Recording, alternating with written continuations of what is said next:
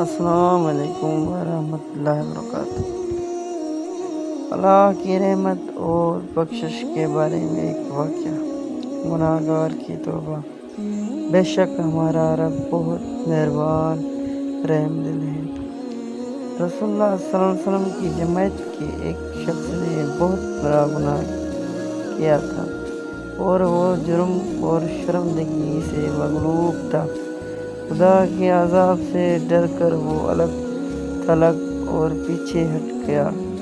اس نے اپنے گناہ کا اعتراف کیا اور اللہ کے غضب کا خوف ظاہر کیا۔ رسول اللہ صلی اللہ علیہ وسلم نے شفقت سے سنا اور فرمایا، کیا تم نے نہیں سنا کہ اللہ بہت رحم کرنے والوں اور رحم کرنے والا ہے؟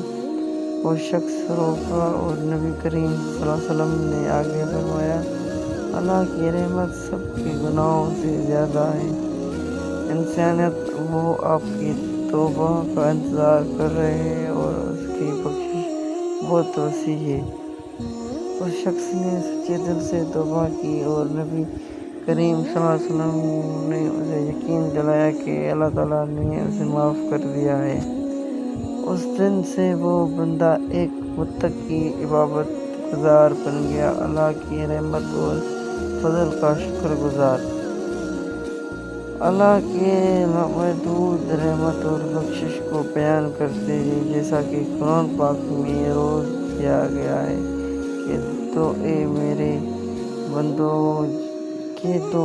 بندوں سے میری جنہوں نے اپنے اوپر زیادت کی ہے، اللہ کی رحمت سے نا امید نہ ہو۔